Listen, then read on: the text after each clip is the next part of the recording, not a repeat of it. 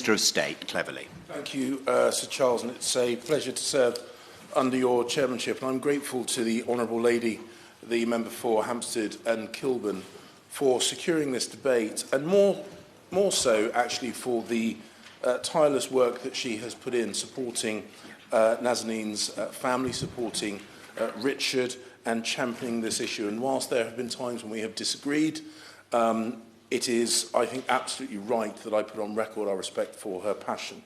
It has also been raised, the Honourable Lady, the member for Lewisham East, in support of her constituents and of the family of her constituent, and the other members in the chamber today who have spoken about the work that they have done supporting family members of those in Iran. And there are others who are unable, because of ministerial duty, to be here and vocal. I think particularly of my honourable friend, the member for North East Hampshire, who speaks with me regularly and passionately about the situation, who is a constituency MP of some of the members of Richard and Nazanin's family. Like all members of this House, and I think everyone in the country, I share huge sympathy for the families of those incarcerated in Iran. And I will continue, and the government will continue to do everything we can to resolve the situation they find themselves, through no fault of their own, find themselves in. The ongoing suffering that Iran is putting the British dual nationals through, including Anousheh Ashouri and Morad Tabaz, is deeply distressing and rightly elicits very strong feelings from honourable members right across the House. And I cannot overstate the fact that the government shares that frustration and is unwavering in our commitment to resolve this issue.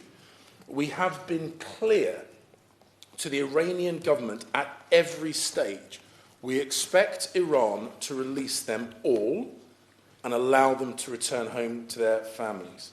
In today's debate, by the nature of how it was called, we are focusing primarily on Nazanin and Richard and Gabriella and his family.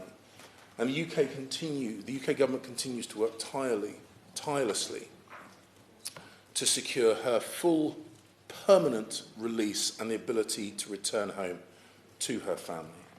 As honourable and right honourable members are aware, Nazanin was released on furlough into the care of her parents in Tehran in 2020, but the Iranian system has refused to let her return home and has not left her alone during that period of furlough.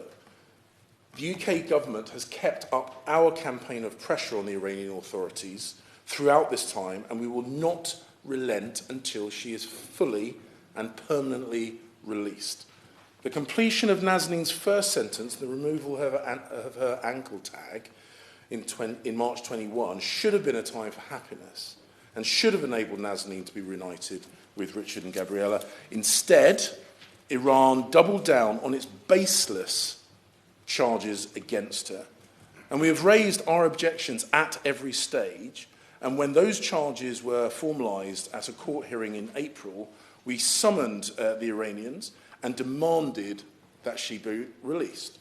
When her appeal was rejected in October and her sentence confirmed, we again objected in the strongest terms and demanded her release. The Foreign Secretary and this government continue to be clear in our discussions with Iran that under no circumstances should Nazanin be returned to prison, and that we would react strongly if she were, and that she should instead be allowed to return home to her family immediately.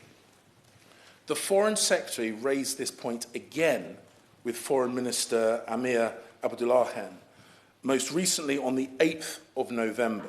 And I raised this issue again with the Iranian Deputy Foreign Minister, Baghari Khani, on the 11th of November. At every stage since Nazanin was detained, the UK government has carefully considered and assiduously pursued the courses of action that we have assessed offer the best opportunity for resolving this case. And we have not pursued any course of action which we believe would be counterproductive to the release and return home of those in incarceration. In March 2019, my right honourable friend, the member for South West Surrey, afforded diplomatic protection to Mrs Zaghari-Ratcliffe. This formally raised it to a state-to-state issue. He also recognised at that time that it was unlikely to yield immediate results. And because, I think in part, because Iran does not recognise dual national status, unfortunately his prediction at the time seems to have been proven right. Since then, this government has continued to take further actions where we judge it will help to secure their full release and their full and permanent release. We constantly review what other steps are possible, and we weigh up all diplomatic and legal tools available to secure her release. A number of honourable members have raised the issue of the International Military Service debt, the IMS debt. As I have said to the House on a number of occasions, the UK government recognises we have a duty to legally repay this debt, and we continue to explore all legal options to resolve this 40-year-old case. We have always been clear, and I want to address the point that my right honourable friend Lord Goldsmith said and the way his words have been interpreted. I want to make it absolutely clear. We have always been clear that we do not accept British dual nationals being used as diplomatic leverage. My right honourable friend made the point. With regard to the payment of the IMS debt, that it is not easy, and he is right. This government remains committed to doing everything we can to explore all avenues to secure Nazanin's release, and we always act in what we believe to be her best interests and with the ultimate aim of securing her return home to be reunited with Richard and Gabriella. Since the family requested assistance from my department, officials have provided support to Nazanin's family and are available to be contacted 24 hours a day, 7 days a week. Since Nazanin's release on furlough, we have also been able to talk directly to her through our ambassador in Tehran, and we will continue to offer that support until Nazanin is returned home. This government and I have the utmost respect and admiration. I've said this directly to him, and I'm more than happy to say this publicly again. The utmost respect and admiration for Mr. Radcliffe's stoicism and resolve and commitment to secure Nazanin's release and to the support of his family. Mr. Ratcliffe has met with the Foreign Secretary, with me, and with senior officials, and we will continue to update him and the other families who have British dual nationals in incarceration whenever we have information on progress or whenever we feel there is an update to do with the families in detention. Our concern for Nazanin and her family is also mirrored by our concern for all detained British nationals in Iran and their families wherever they may be.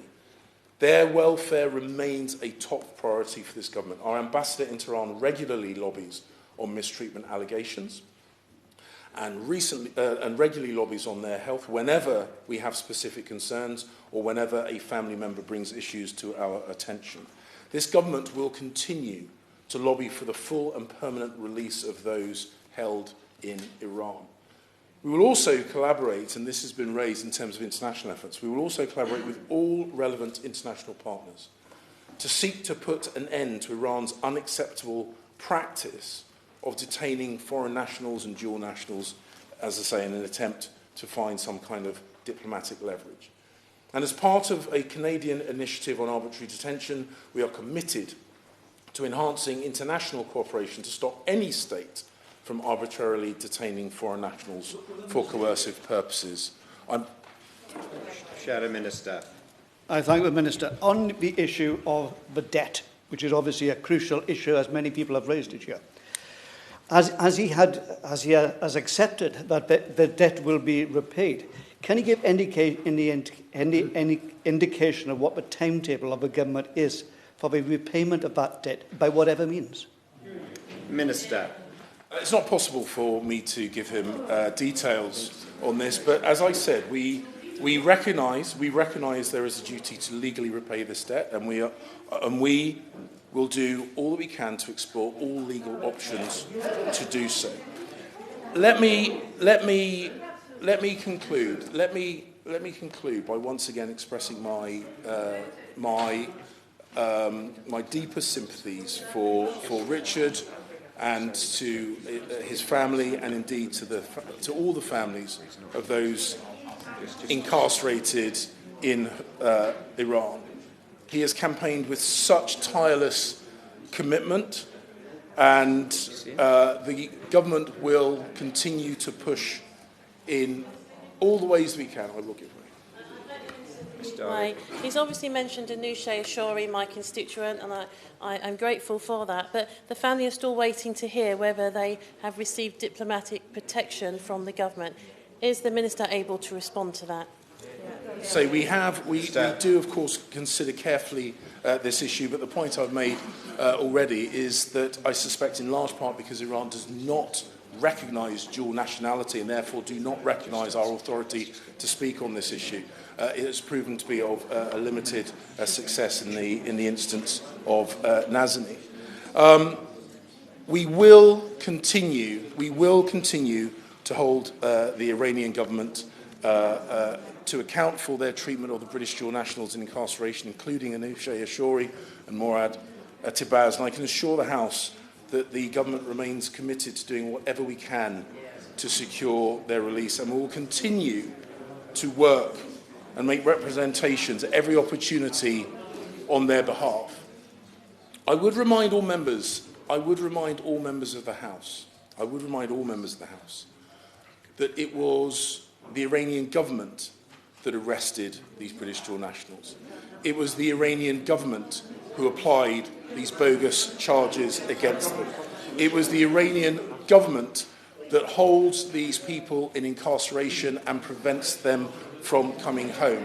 It is the Iranian government that is wholly and solely responsible for the appalling circumstances that they find themselves in. The British government has and will continue to work tirelessly to secure their release and return home. And I can assure you, Sir Charles, and everyone else in the House that will remain our priority until they are released and until they are able to return home. Tulip Sadiq. Thank you, Sir Walker. I was planning to thank